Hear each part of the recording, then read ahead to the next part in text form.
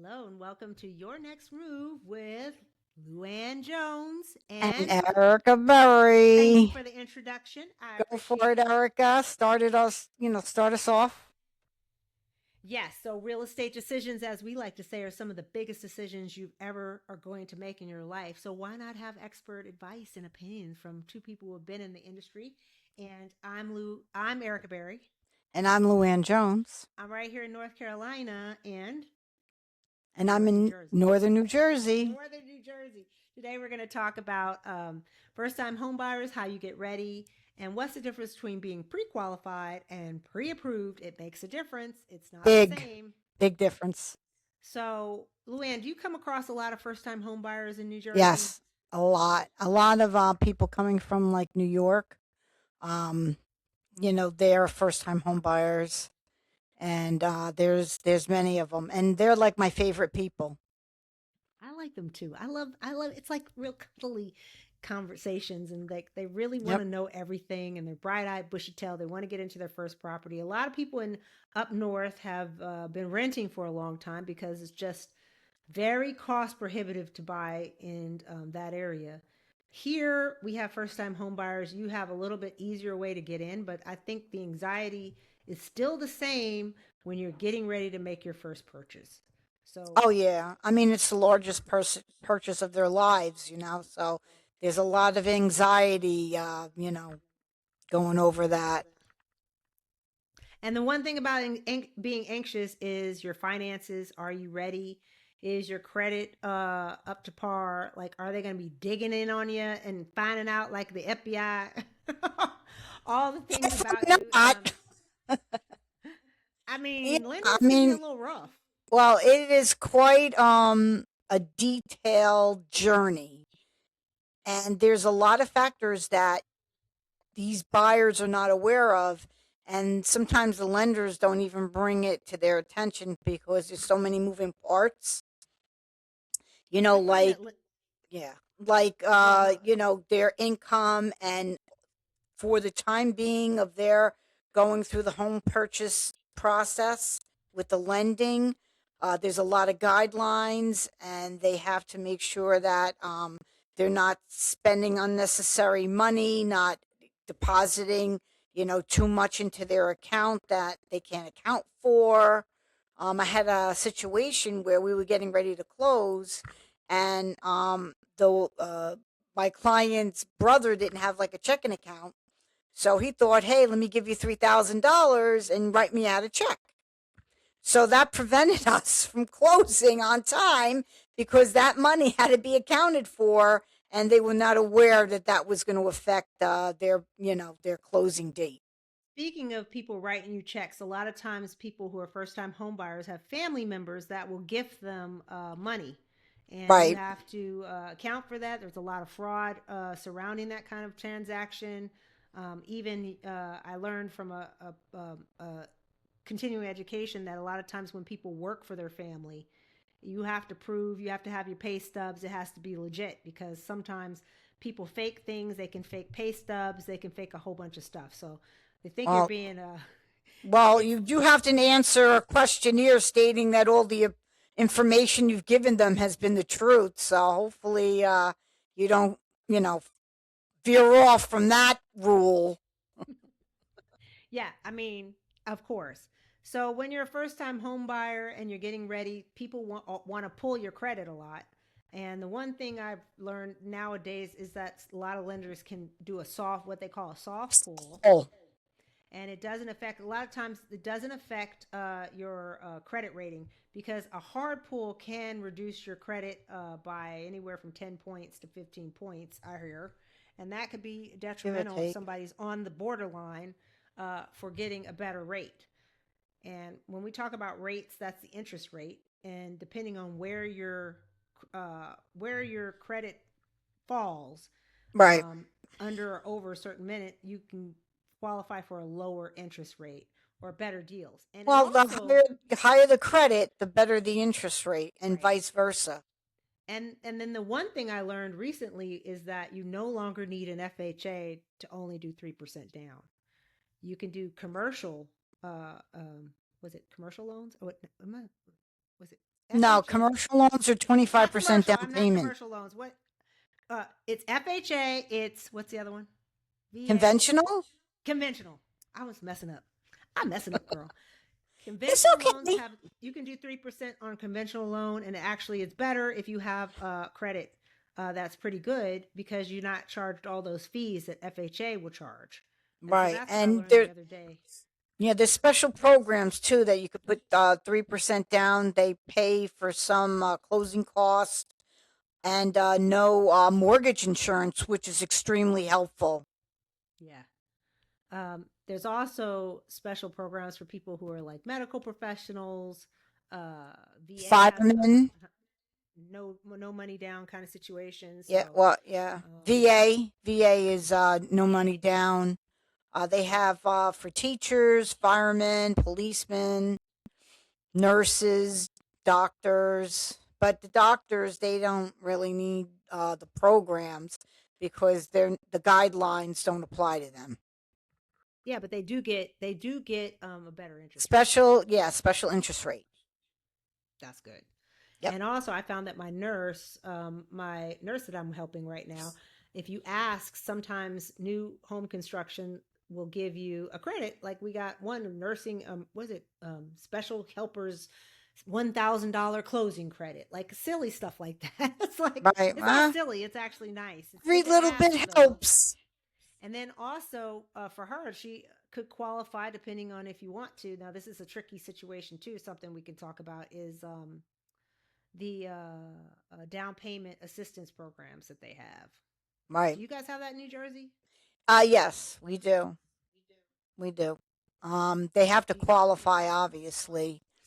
But they do have special programs where they'll apply. Actually, how it's done on some of the programs, where if you use their title insurance company, they'll give you a credit toward closing costs for like $3,700 or $4,000. some However, people, some builders, if you use their lender and their title, then you get a whole bunch of stuff towards closing costs. But that's usually newer construction, right? yeah, yeah, it's newer construction. They offer their own special rate or whatever. Um, they have their lenders and they have their own guidelines. It's different from the government programs. I find that sometimes the down payment assistance program, it has a limit on how long you have to stay in the house before you have to pay it back. If you don't stay in the house, like for instance, like 2 or 3 years, then you have to kind of pay it back. But it could not matter if you have enough equity built up, and it still helped you get into the house in the first place. So Yeah, just some of the something to watch out programs for. here, I did one down in South Jersey where we closed on a townhouse, and my client is a teacher, and they applied for the program, and basically they have to live in the house for 5 years. They can't sell it. So if they sell it before 5 years, they have to pay that program back. But after Those five are those are years, little they things. get to keep it. Those are little things you got to watch out for. You know. Yeah.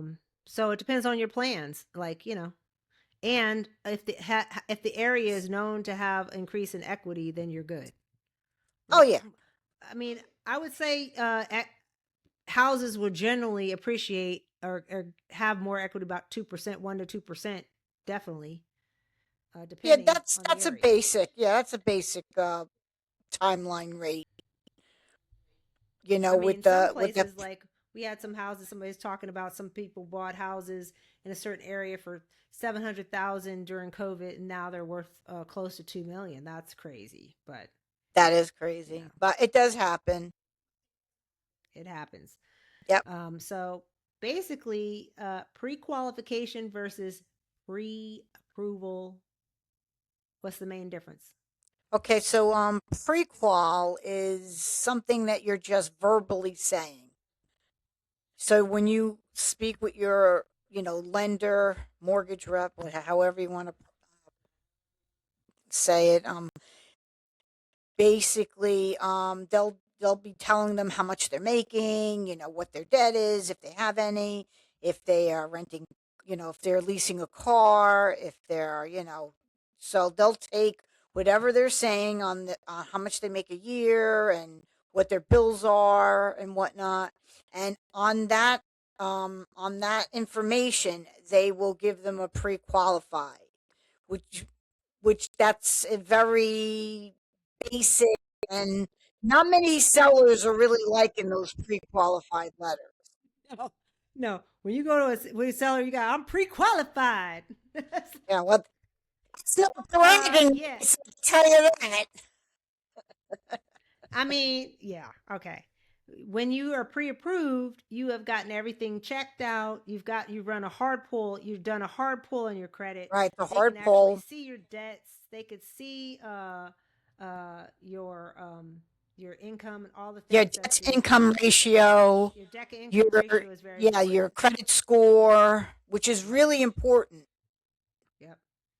And You know, sometimes it's just good to know that what your credit score is, because if you are a first time home buyer and you want to get a better rate, there's certain little things you can do, like paying off certain credit cards or paying off certain that can bump your credit up.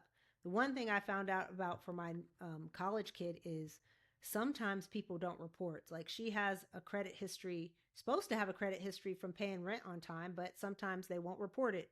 You can go and self report and have them oh, self yeah. report that for you to raise your credit up a little bit. So a lot of people who are retiring, they say, "Oh, we don't have any credit cards," which is not a good thing because if you have no credit, No, it's no credit is as bad as having bad credit. yeah. So you got to have some credit and you got to show that you can pay it off. And the Right, you crazy have thing to is establish a paying pattern. You have to a paying establish. pattern. Yeah, And multiple paying patterns increases your credit score. Some people will transfer a balance to one card and only have one payment, which actually could lower their credit score, which I found out. Did you know right. that?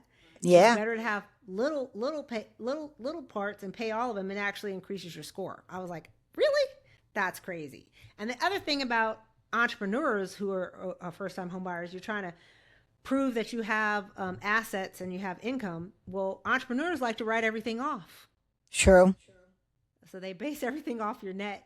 And if Yeah. your net is small because you have taken a whole bunch of deductions, it's hard to have Right. income Like that you that. It's typical with a 1099 person that, files taxes where, like if you're making like $100,000, but you have all these write-offs. And then in the end, if you are only showing like 30,000, well, that's what they're going to base you on.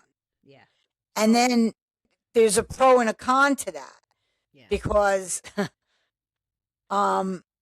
you will be paying taxes on 30,000. So, but if you want to get approved that you're making 100 and you have to do less deductions, but then you're going to be paying taxes on 100,000, not 30,000. So, As an entrepreneur, I know they really go all in on you, and you need both people.